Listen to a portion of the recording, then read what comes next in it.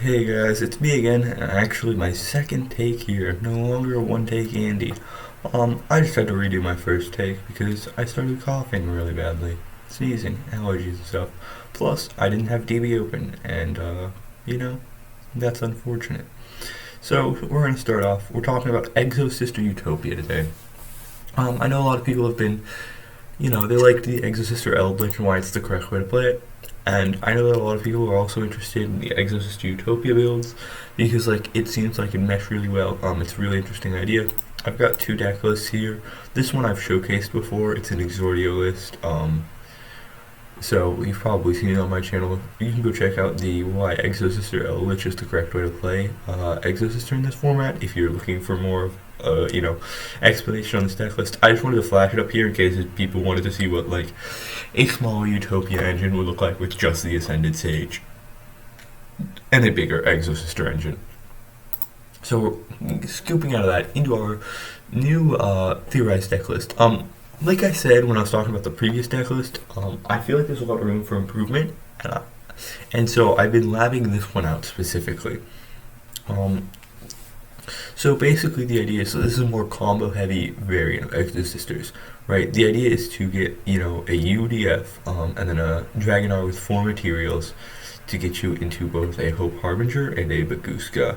On your opponent's turn in defense position, basically with the Utopia Force you can then attach to the Baguska and kind of Azathoth your opponent for a turn. It's a pseudo Azathoth. Obviously, if there's probably a better rank, number, but I couldn't think of any or couldn't find any off the top of my head. So, if you guys have any suggestions, leave those down in the comments below, So starting off, 3 Ascended Sage searches the Utopia Force, also a free special summon if you control no monsters. This is a classic level rank 4. If you played Utopia, you've probably seen this. On stage is the free special. No ZW monsters because I'm not playing the Utopia Ray, the one that can attach a ZW from deck. So yeah. Smaller Exosister engine, only 1 Irene, 2 Sophia, 3 Stealth, 3 Ellis, because these are both special summoners, so they help you get into rank 4s. 2 Lotus, because you don't want to be drawing more than 1. It's kind of a brick. Same with these are all you don't want to see more than 1 of these cards, right? So that's just one of those things where you're trying to minimize it. Packs, 3 of. It's just really good. It's either a searcher for your Vadis or a special summon if you have a Exosister on the field. 1 Armament just in case you have gone through your Vadis and your packs, or you open Vadis and you open packs and you don't have another good search target off Mika. So it's just a good search target. 3 pickup, 3 para. I'll talk about these more once I get to these utopic monsters. Ranmu, Gigabyte, Imperm, Utopic Onomatopoeia, and 1 of these each.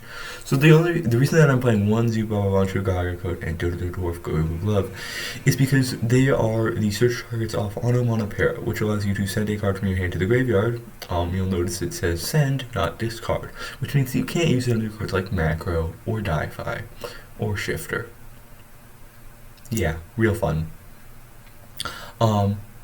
And send a card from your hand to the graveyard, add 2 monsters of these deck to your hands. You cannot add 2 from the same category. This is extremely important because it's TCG only text that kind of fucks up how the combo would go otherwise, and it's the reason why you don't want to play more than 1 of these 2. Because you can't add Utopic Onomatopoeia.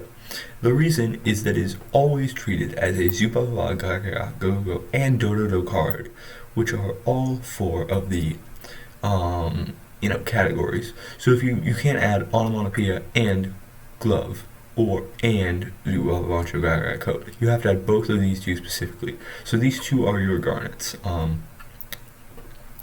Here's just the ruling on that. See, this is an interesting one because it's the TCG text only that says this. I don't know if it says this in Master Duel. That might be an interesting place to play. Yeah. So we're gonna show some of this off later, but you can't add this. That's why we're playing the on pickup. It searches either the para or the Pia, whichever one you don't have. If you don't have either, you search the pickup. You search para 100%. So like if you open like 3 exosisters pickup, you go and like an infib, you go pick up search para discard, whatever, and then you play with these two. Yeah. 1 double or nothing for Utopia double shenanigans, and 1 rank up force for the Ascended Sage. Now to get into some of the test hands. Let me just check our time. Okay. So like I said, we've drawn both our para and our onomatopoeia. So we're going to go activate para, pitch the infib here. All of these test hands are going to be assuming we're going first, because like it's just hard to simulate it going second hand. I'm going to add the Dodo Dwarf and the Zubalawancho Gaga Coat. Normal summon onomatopoeia. When you're looking at this hand, we don't have many exosister cards. Then you're going to special the Arm Sage. You do it in this order specifically because you can only control, the only monster you control is a level 4 not named Arm Sage. So you go Arm Sage, special, and then you go onomatopoeia effect, special summon, Dodo Dwarf, and Zubalawancho. Okay, so here's where some of the interactions are confusing. Zubalawancho allows you to special summon a Go-Go or Dodo monster in your graveyard, which onomatopoeia is treated as both. And Dodo Glove is if you control a Go-Go or a Dodo monster, except Dodo Dwarf Go-Go Glove while this card is in your graveyard, you can special summon it, but land it when it leaves the field, once per turn. So, you want to use your Gaga Coat. So basically, right, we're going to go overlay these two into, where is your Utopic Sage? We're just going to put this right here in the EMZ just to get it out of the way. Then you're going to attach 2 materials to special summon a ZW or a ZS. And then you're going to special summon the ZS or Ascended Sage. And then you're going to overlay these two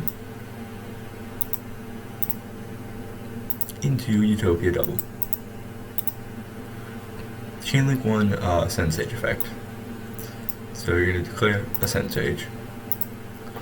And this will add your Utopia Force.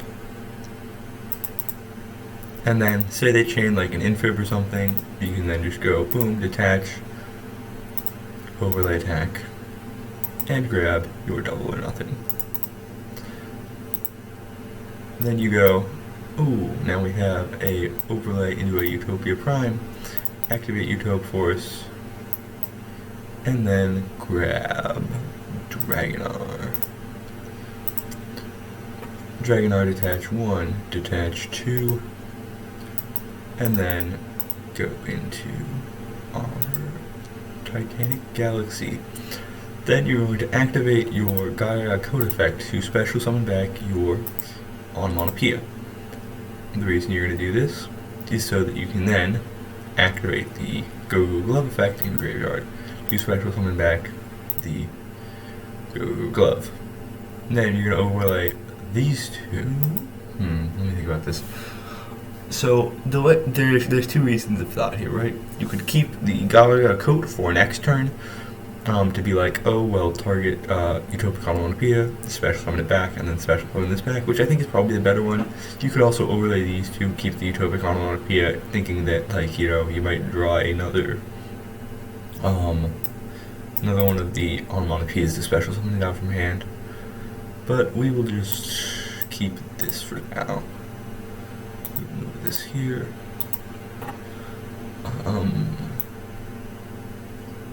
Then you're going to overlay into Casptel.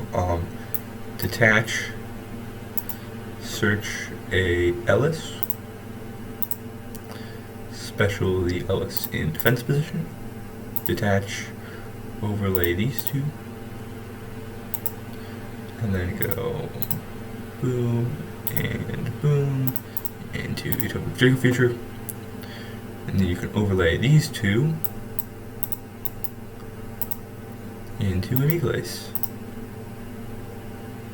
Detach, search a Pax or a Armament. You'll notice again we don't have many cards in our extra deck. We don't have a lot of toolbox cards going second, especially because on my opponent's turn I'm gonna go detach, special summon Baguska in defense, and then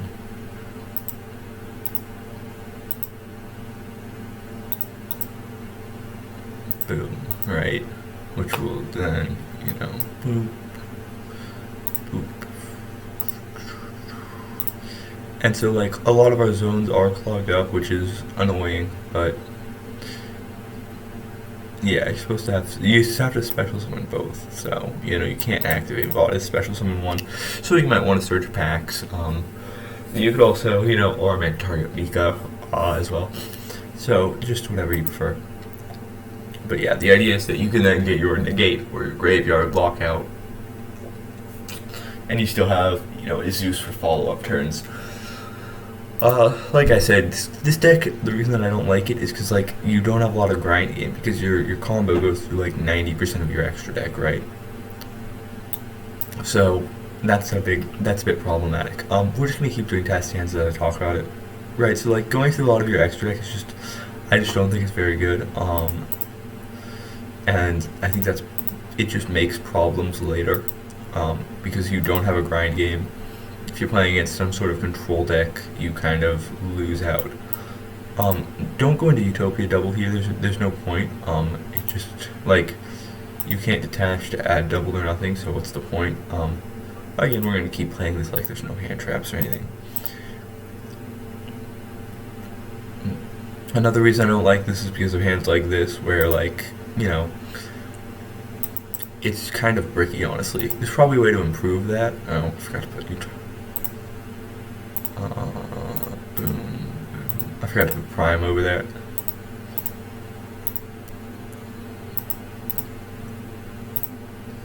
Yeah, so you gotta go Prime, and then Dragonar, and then Dragonar detach 1, detach 2, detach will summon an attack. Yeah, see like I mean, I guess you could have gone like you could have normal summoned Ellis, special ascend. No, yeah, there's really no better way to do this because you don't have the armed sage then, right? Like the armed sage is the level 4 only if you can twice and go a level 4 monster. Because like you could go like normal Ellis, special armed sage, but then you can't get the ascended sage in rotation. Like it's unfortunate that this is just the best way to do it, which like is a very low ceiling. Like it's got a very high ceiling and a very low floor, and I don't like that very much. Oh, look at that! We drew our Garnet, so we cannot use our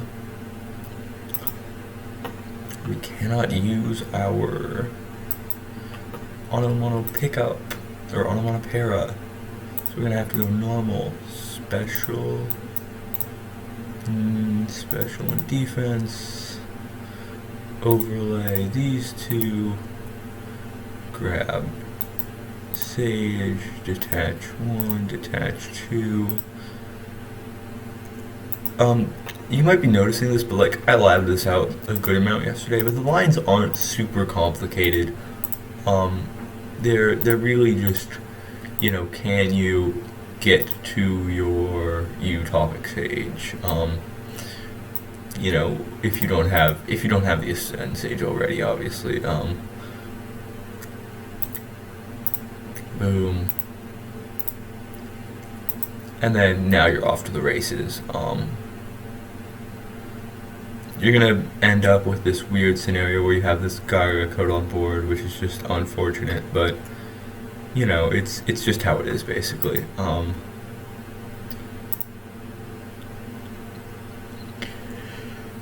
that's why I don't like to draw my cards. Oh fuck. This is probably just a special hand. Call it a day. Like I said, you've already seen a hand like that earlier in the episode, so this is a weird ass hand. Special special, normal.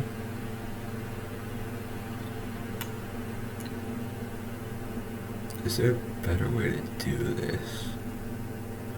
No. It's again one of those special hands. You could like normal the Garter coat, but that doesn't really do anything.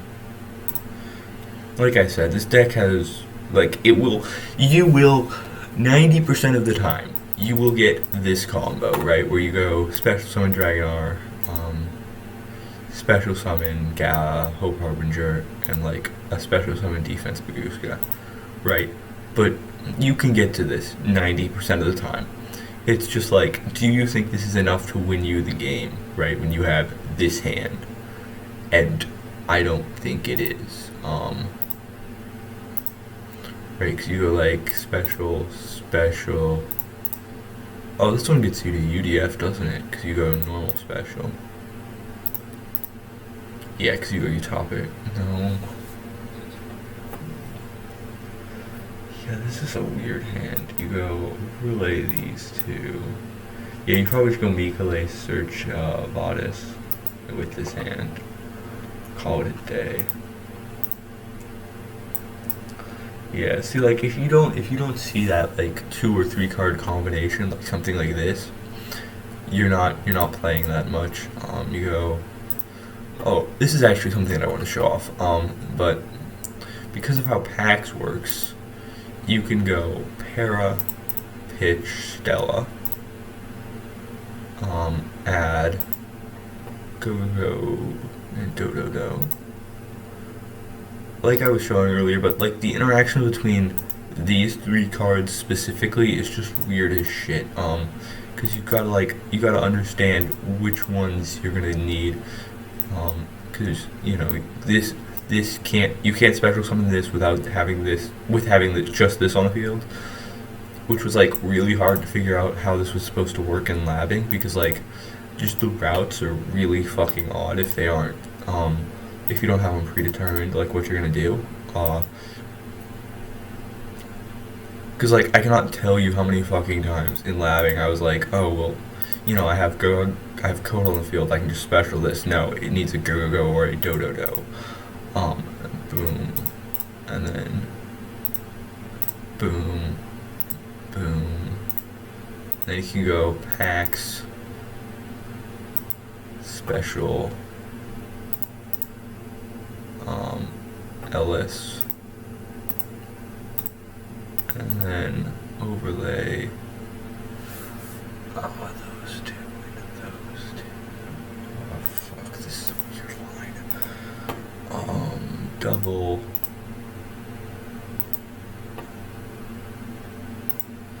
Yeah, so these are just some test hands, but like it's just weird, like, because I don't feel like these lines will win me the game. You know, maybe you cut like the prime shenanigans, and just go for a single mat Dragonar and have like extra space in the X deck.